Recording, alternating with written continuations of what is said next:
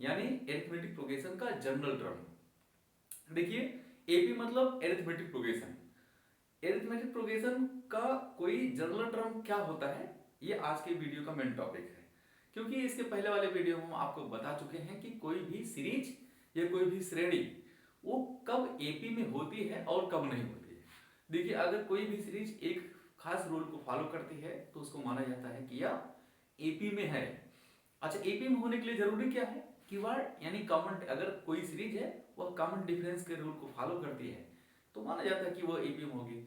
AP है यानी arithmetic progression है, उसका हमें जर्नल टर्म फाइंड करना है। कैसे फाइंड करते हैं आइए देखिए। देखिए जो फार्मूला होता है, अगर मान लेते हैं सबसे पहले हम एक सीरीज मान लेते हैं कि कोई सीरीज है जो कि एपी में है। चलिए हम यहाँ एक सीरीज ले लेते हैं, जैसे यहाँ हम ले लेते हैं A1, ठीक है, ले लेते हैं A1, फिर ले लेते हैं A2, फिर यहाँ A3, फिर A4, फिर यहाँ A5 और फिर A6 ले लेते हैं। और इसी तरीके से आपका ये टर्म है आपके एपी में, ये सीरीज है किसमें है, एपी में। और कहां तक है ये, इसको आपको ले लेना है डॉट डॉट ए एन तक। ये हो गया आपका एपी में। यही कोई सीरीज है जो कि A1, A2, A3, A4, A5, A6, A7 और AN तक उसकी मतलब वो एपी में है, AN तक है। चलिए अगर आपको यानी इस जो एपी सीरीज है यानी इस सीरीज में अगर आपको फर्स्ट टर्म फाइंड करना है, ठीक है, तो फर्स्ट टर्म फाइंड करने के लिए आपको क्या करना होगा। सबसे पहले आप देखिए यहाँ हम A1 इक्वल टू निकालते हैं, यानी सबसे पहले हम क्या है, अच्छा A1 इक्वल टू निकालते हैं तो इसका फार्मूला भी होता है, यानी एपी का फार्मूला होता है। हम आपको इंट्रोडक्शन भी बताए थे कि एपी का फार्मूला क्या होता है। यानी एपी जो होता है यानी AN इक्वल टू होता है A प्लस यहाँ n माइनस यहाँ 1 इंटू यहाँ d। ये एपी का फर्स्ट फार्मूला है, ठीक है। ये होता है आपका an यानी जनरल फॉर्म यानी an होता है, और ये फर्स्ट टर्म है, ये नंबर ऑफ टर्म है यानी n मतलब नंबर ऑफ टर्म है, और d मतलब कॉमन डिफरेंस है, ठीक है। तो ये आपका ये फार्मूला है। चलिए अगर हम यहाँ फर्स्ट यानी A1 को फाइंड करना चाहते हैं, यानी अब आपको यहाँ n इक्वल टू हमें 1 रखना है, 2 रख देना है, 3 रख देना है, 4, 5 और इसी तरीके जितना आप चाहते हैं उतना आपको n की वैल्यू रखना है। तो आप अगर जितनी भी रखेंगे उसको उतने अलग अलग टर्म उसके मिलते जाते हैं।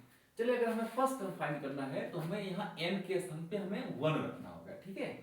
चलिए अगर हम यहाँ 1 रखते हैं, A1 इक्वल टू रखते हैं तो आपको क्या मिला, यहाँ A1 अगर हम यहाँ रखते हैं तो A प्लस यहाँ हो जाएगा आपका n, क्योंकि n है, n इक्वल टू हम यहाँ 1 रख रहे हैं तो इसलिए आपका यहाँ हो जाएगा 1 माइनस यहाँ 1 हो जाएगा और ये हो जाएगा d। चलिए इस तरीके से ये हो जाएगा A1 इक्वल टू यहाँ हो जाएगा A, 1 माइनस 1 करेंगे तो हो जाएगा आपका यहाँ 0 हो जाएगा और इंटू d। अच्छा d का हम अगर मल्टीप्लाई 0 में करेंगे तो यानी A1 इक्वल टू क्या हो जाएगा A प्लस यहाँ हो जाएगा 0, ठीक है, और यानी A1 इक्वल टू हो जाएगा आपका A। तो ये हो गया आपका पहला टर्म, यानी कोई फर्स्ट टर्म है कब होता है, अगर हमने यहाँ क्या कर दिया है, इसी में हमने आपको n इक्वल टू जहां जहां n है वहां वहां हमने 1 मान लिया है। तो अगर 1 मानते हैं तो इसी में वैल्यू आप रखिए तो A1 इक्वल टू कितना हो जाएगा, यानी यहाँ n है तो यहाँ A1 हो जाएगा, A प्लस है तो A प्लस हो जाएगा, n माइनस 1 है तो यहाँ 1 माइनस 1 हो जाएगा, क्योंकि n की वैल्यू आपने 1 एज्यूम किया है, माना है। तो यहाँ हो जाएगा 1 माइनस 1 करेंगे 0 हो जाएगा, 0 को मल्टीप्लाई d करेंगे तो यहाँ 0 हो जाएगा। चलिए तो ये यानी A1 इक्वल टू कितना हो गया आपका, ये A हो गया, ये फर्स्ट आप मान लीजिए, ठीक है। इसी तरीके से आप A2 का भी निकाल लीजिए। A2 को जब आप निकालेंगे तो क्या हो जाएगा, A2 इक्वल टू देखिए यहाँ हम यहाँ 2 की वैल्यू है, यानी अब हमने यहाँ 1 के बाद यहाँ 2 ले लिया है तो यानी A2 रखेंगे तो ये हो जाएगा आपका A प्लस यानी 2 माइनस यहाँ 1 हो जाएगा, क्यों, क्योंकि n इक्वल टू आपने 2 रखा है तो क्योंकि फार्मूले में यहाँ n है और n के साथ हमने 2 लिखा है तो 2 माइनस यहाँ 1 हो जाएगा, ये हो गया। बाकी यहाँ d होता है तो यहाँ d रख दीजिएगा, ठीक है। तो इस तरीके से आप देखिए क्या हो जाएगा, A2 की वैल्यू आपकी हो जाएगी ये A प्लस यहाँ 2 माइनस 1 करेंगे तो हो जाएगा आपका 1, और 1 का मल्टीप्लाई यहाँ करेंगे d में तो हो जाएगा यहाँ d। मतलब ये इसको जब यहाँ सॉल्व करेंगे देखिए क्या आ जाएगा, 2 माइनस 1 करेंगे तो 1 और इंटू यहाँ d हो जाएगा तो यहाँ हो जाएगा आपका d। तो इस तरीके से हो गया। इसका मतलब क्या हुआ, जो ये आपका है ये आपका सेकंड हो गया, यानी A2 इक्वल टू जो होगा, A2 इक्वल टू जो होगा वो क्या होगा A प्लस यहाँ d, जब हम निकालते हैं A2, ठीक है। इसी तरीके से आप A3 निकाल लीजिए, यहाँ A3 जब निकालेंगे तो इसी में आपको रखना है A3 जहां n है A3, जहां जहां n है वहीं रख दीजिए। तो A प्लस कितना हो जाएगा आपका ए प्लस यहाँ 3 माइनस यहाँ 2 हो जाएगा, सॉरी यहाँ 1, 3 माइनस यहाँ 1 और यहाँ 2 यहाँ डी हो जाएगा। अच्छा A3 जब यहाँ निकालेंगे तो हो जाएगा A प्लस 3 माइनस 1 करेंगे तो हो जाएगा यहाँ 2, B यहाँ D है तो यहाँ D हो जाएगा। तो इस तरीके से A3 की वैल्यू कितनी हो जाएगी यहाँ आपके A प्लस यहाँ 2D हो जाएगा। तो ये आपका फर्स्ट टर्म हो गया, ये सेकंड टर्म हो गया, ठीक है, ये सेकंड टर्म। चलिए हम इसको बॉक्स में कर देते हैं, सेकंड टर्म हो गया और ये आपका कितना हो जाएगा, ये थर्ड टर्म हो गया।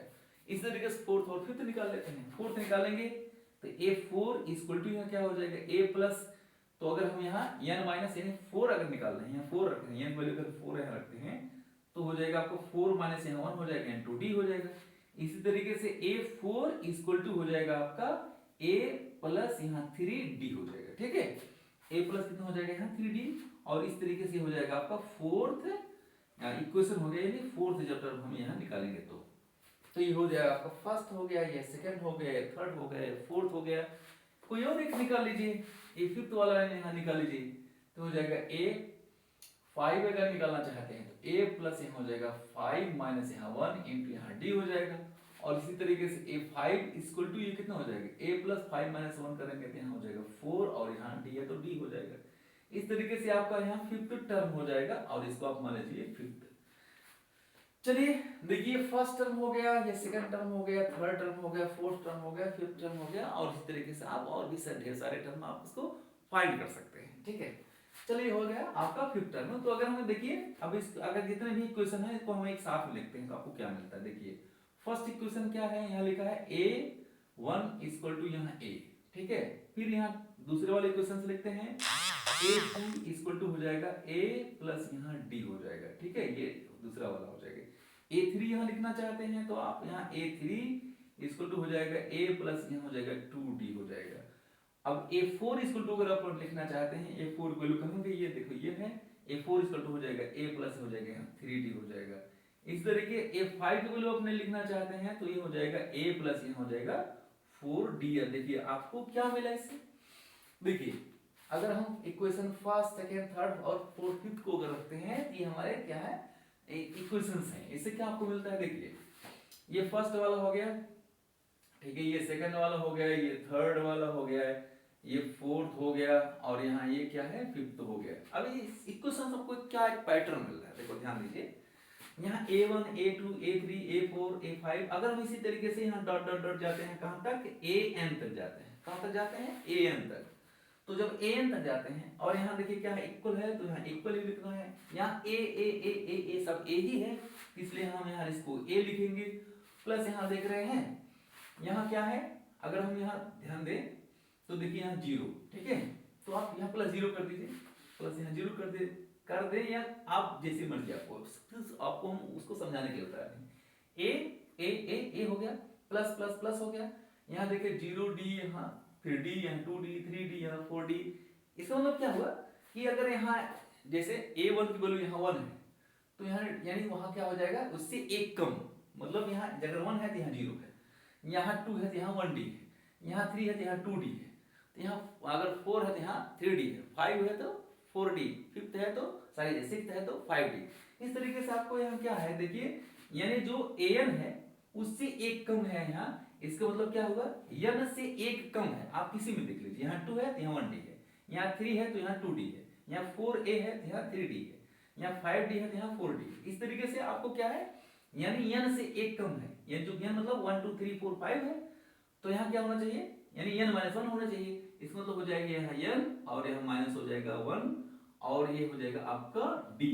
तो ये हो जाएगा आपका ये journal term of an AP, यानी कोई अगर एपी है उसका एक जर्नल टर्म होता है जिसको हम बोलते हैं AN equal to A plus यहाँ n माइनस 1 और क्या होता है इंटू D। अच्छा इसको अगर हम हिंदी में मतलब इसको अगर हम वर्ड्स में लिखना चाहते हैं क्या लिखते हैं, यानी जर्नल टर्म AN ये इसको बोलते हैं जर्नल टर्म, और ये होता है इक्वल टू फर्स्ट टर्म, और वो क्या होता है ये विद इन ब्रैकेट यानी ब्रैकेट में ये होता है नंबर ऑफ टर्म, यानी क्या है नंबर ऑफ टर्म माइनस 1 और D इंटू D मतलब होता है कॉमन डिफरेंस।